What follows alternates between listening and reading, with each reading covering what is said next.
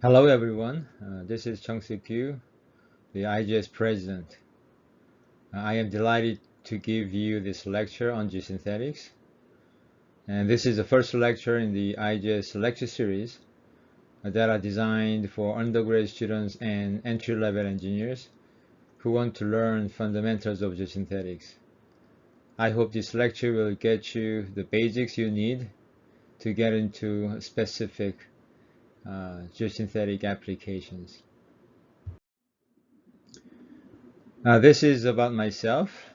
I'm currently a professor at Sungkyunkwan University in Korea, teaching and doing research in geotechnical engineering and also geosynthetic engineering as well. Please read this slide to learn more about me. This is the outline of my lecture.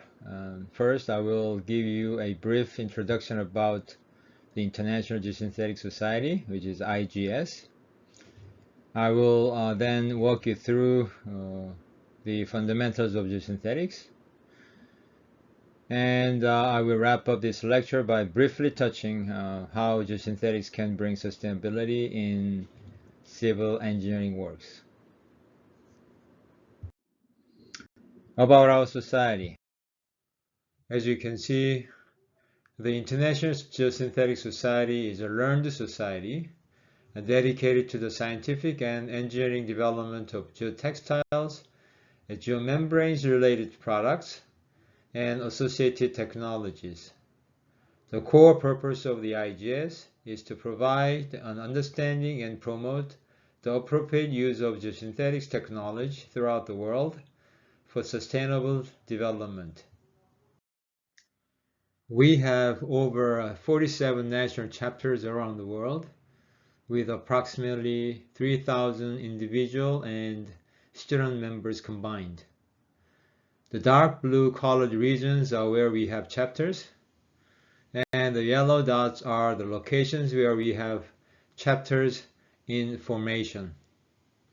In addition, we have 166 corporate members, which are geosynthetics manufacturers. We have two official journals, Geotextiles and Geomembranes, Geosynthetics International. These two journals are highly rated journals in civil engineering. IGS is very active in disseminating up-to-date information on the latest technology by having national, regional, and international conferences. The international and regional conferences are held in every 4 years, and as you can see, Pan American Regional Conference was held last year in 2020 in a virtual format due to the pandemic. And European, Asian, and African regional conferences will be held in the year 2021 and 2022. The next international conference, which is International Conference on Geosynthetics, is scheduled to be held in Rome in the year 2022. However, these dates are subject to change due to the pandemic. The last ICG, which was chaired by myself, was held in 2018 in Seoul, Korea. And we have over 1,200 participants from 66 different countries. So that was a really great success. Please visit our website at www.geosyntheticsociety.org to learn more about the IGS. Well, there are many reasons why you should become a member. Please join us. Okay, let's talk about geosynthetics. Well, what are geosynthetics? Now, geosynthetics are synthetic polymeric materials used to improve engineering performance of soils and rocks. Since the advent of these innovative materials, they have become regular engineering materials in a wide range of civil engineering applications in transportation, geotechnical, geoenvironmental, and hydraulics. The worldwide annual consumption of geosynthetics tops 6 billion square meters, with a value exceeding 5 billion US dollars. Please note that this number keeps increasing annually. We have a vast array of geosynthetics products. They are geotextiles, geogrids, geonets, geocomposites, geomembranes, and geosynthetics clay liners. Additionally, geocells, geofoams, and geopipes also fall in the family of geosynthetics. Let me give you a bit more detailed information on each of these. Well, geotextiles are probably the ones most familiar to you, which are permeable geosynthetics made out of textile materials, may be woven and non-woven or knitted. Geogrids are basically tensile reinforced elements with high strength and modulus.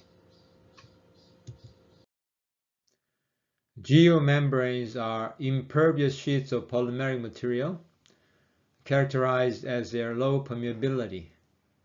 They are primarily used as barriers for liquid and or vapor. Geosynthetic clay liners are factory manufactured hydraulic barriers consisting of a layer of bentonite or other very low permeability material supported by geotextiles and or geomembranes, which are mechanically held together by needle punching, stitching, or adhesive bonding. They are primarily used in environmental and containment applications. GeoNet is similar in structure to a geogrid, consisting of integrally connected parallel sets of rifts overlying similar sets at various angles. GeoNets are often laminated with geotextiles on one or both surfaces, and in this case, they are referred to as drainage geocomposites. A vast array of materials are used to produce geosynthetics, as you can see here, using HDPE, PP, PVC, and PET, among others. These materials are basically polymer and known as plastics, which are highly resistant to biological and chemical degradation. Primary functions of geosynthetics include filtration, reinforcement, drainage, separation, erosion control, barrier, protection, stabilization, and stress relief. Most of geosynthetics have one primary function and one or more secondary functions. Geosynthetics are being used in civil engineering works on a regular basis. For example, various types of geosynthetics are used for railway, bridge, road construction, and also in walls and slope construction, as well as coastal protection. They are also used in landfill, canal, and dam, and tunnel, and also mining. I mentioned earlier that geosynthetics are fundamental to sustainable development. Now let's find out how. As we all know, climate change has become one of the biggest threats to our daily lives. According to the study by IPCC, which is Intergovernmental Panel on Climate Change, human activities have brought global warming of 1 degree Celsius above pre-industrial levels. A further increase of 1.5 degrees Celsius is likely between 2030 and 2052 if it continues to increase at the current level. The end effects would be increases in mean temperatures in land and ocean regions, heavy precipitation, and the probability of a drought. Out of concern for global warming, there has been a growing realization that we need an action plan to reverse the trend of global warming by reshaping goals for societal development, considering climate change and energy, and natural resource protection, and sustainable consumption, hoping to reduce greenhouse gas emission. The construction sector should also look for sustainable solutions for infrastructure development by adopting innovative materials, new design and construction technologies. This is because buildings and construction together account for 36% of global final energy use and 39% of energy-related carbon dioxide emissions, which is significant. Geosynthetics can provide sustainable solutions in many routine civil engineering works. For example, geosynthetics allows smaller construction footprints by reducing the use of natural resources. A good example is the use of GCL instead of clay for landfill construction. In fact, single truckload of a rolled GCL is roughly equivalent to 150 truckloads of conventional clay. In addition, geosynthetics allow reuse of on-site materials as fill materials. A significant reduction in carbon footprint therefore becomes possible when adopting geosynthetics. The next 3 slides give you more specific examples illustrating sustainable solutions by geosynthetics. The first example is geosynthetic reinforced walls and slopes. The inclusion of layers of geogrid and geotextile within backfill soil provides a reinforced soil mass, which eventually allows a slimmer wall facing. This technology offers a number of advantages over conventional retaining walls and slopes in terms of cost, stability, aesthetics, and ease of construction.